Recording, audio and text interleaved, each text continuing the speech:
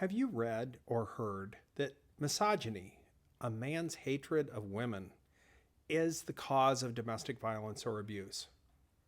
Many websites, articles, and social media posts say that it is. But is that really true? And if it's not the reason, how does that change our focus for those of us working to stop our abusive behavior? Hi, I'm Michael Clark with the Ananias Foundation. And in this video, we're going to talk about misogyny, misandry, and sexism. How what we believe about the opposite gender can influence how we show up in our relationships. If you want to stop causing harm in your relationships, you're on the right path. This is Journey of Change, a video series to help you become the safe, loving partner you were meant to be. Many sources say we men who commit domestic violence or abuse do so because we hate women. The philosophy postulates that we feel superior to women and think we're entitled to do whatever it takes, including using violence to enforce our position of authority. Often, the terms domestic violence and gender-based violence are used interchangeably, implying that domestic violence is a hate crime perpetrated by men against women because of their gender. But is this really true? If it is, what does that mean we need to do to stop domestic violence?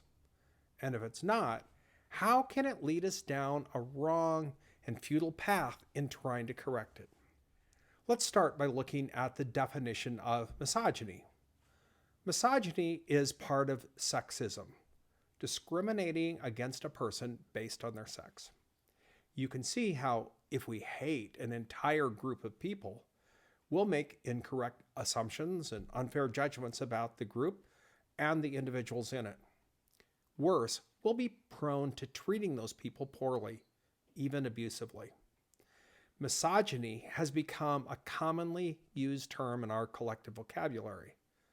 I suspect, however, it's often used to describe actions that aren't an outright hatred of women.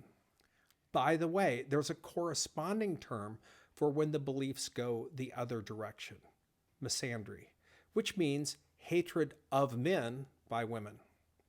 It's far less frequently discussed, although that doesn't mean the attitude is less common. I've met a lot of domestic abuse offenders through my work with the Ananias Foundation. I will tell you, finding someone whose actions come from a hatred of the opposite sex is rare. Mostly, I hear stories of people who struggle to control their emotions and then respond to stress and conflict poorly. Their hurtful words or actions reflect a deep hurt that they carry. In other words, hurt people hurt people.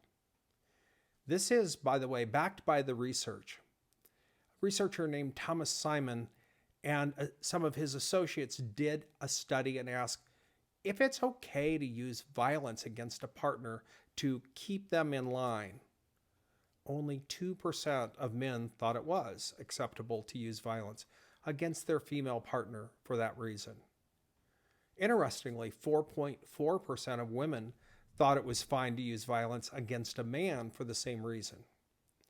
To say misogyny is behind all or even most domestic violence is not supported by the evidence. It certainly doesn't explain women who abuse men or abuse in LGBTQ relationships. For most people, healing the trauma and the hurts driving their behavior is key to stopping domestic violence. Still, some people who hurt their partners do have sexist beliefs and use those beliefs to justify behavior that should not be ignored or excused. For example, a guy may feel justified in ruling his wife because he thinks that that's his role as a man. Or a woman may think there's nothing wrong with humiliating her husband in front of others because, after all, she earns more money than he does.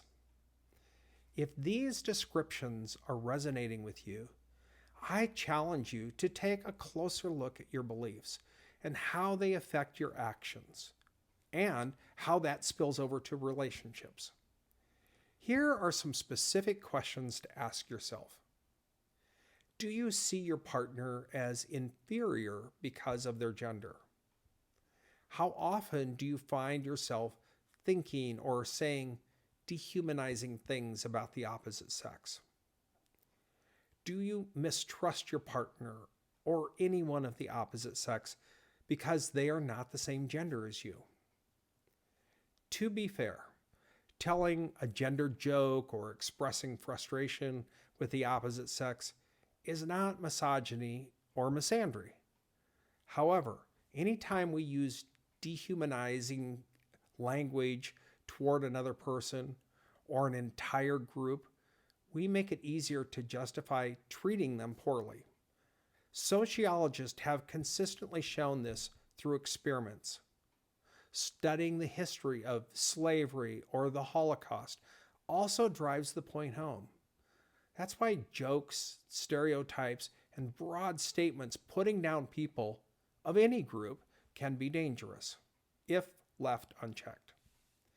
Obviously, spouting negative beliefs about anyone because of their gender or any other characteristic, such as race, age, sexuality, nationality, it's hurtful. You may know this from being on the receiving end of prejudice at some point in your life. When derogatory comments or unkind treatment become a pattern, we can cause serious emotional or even physical injury to our loved ones. That's the definition of abuse. Children in the household are also hurt by sexism, although in a more hidden and delayed way. If they grow up with false beliefs about men or women, they'll find it hard to shed those attitudes in their relationships later in life. They may end up resenting you and your gender for how you behaved. This is how the cycle of harmful behavior repeats itself from generation to generation. Finally, if you carry sexist beliefs, know that sexism hurts you. Researchers who study relationships find people in equal relationships are consistently more satisfied than those who are not. Now, equal does not mean both partners are the same, but rather that they have a mutual respect for each other and an agreed upon division of roles. You're missing something in your relationship if you don't trust or respect your partner as an equal because of their gender. If your answers to the self-reflection questions I asked earlier left you uneasy and wondering if you're carrying some sexist attitudes, it's okay. Like all our belief systems, those thoughts can be challenged and changed. Getting to their source is a great place to start. Sometimes it's a matter of correcting false narratives from our childhood. If you grew up in an environment where gender stereotypes or rigid male-female roles were prevalent, realize that those beliefs may be lies.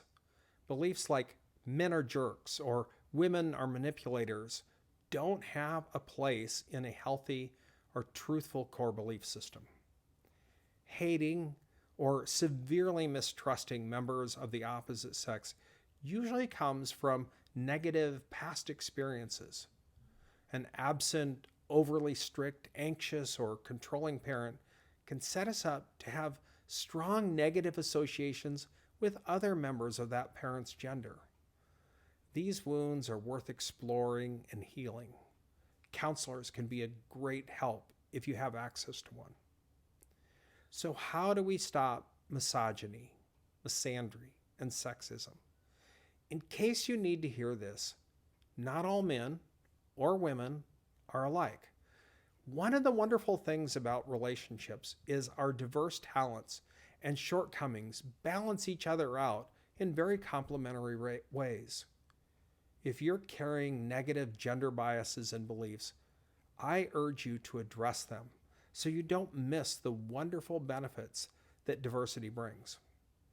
realize your negative emotions often have very little to do with the person standing in front of you. Instead, it's usually based on what's going on in your own head, which comes from your past experience, rather than today's reality. Understanding this makes it so much easier to address behavior that we want to change. I'm Michael Clark with the Ananias Foundation, and I hope you found this discussion about sexism, including misogyny and misandry, to be helpful. Take care, and I'll see you in another video. Thanks for joining me today. I'm honored to be on this journey of change with you, and I hope I've helped you in some way. If you have any comments, questions, or suggestions, feel free to leave them in the comments section below. We'd love to hear from you. Also, be sure to hit the like button, share this with others who might find it helpful, and subscribe to our channel so you don't miss any of our future videos. For more resources, head to our website, ananiasfoundation.org. Until next time, take care and remember, change is possible.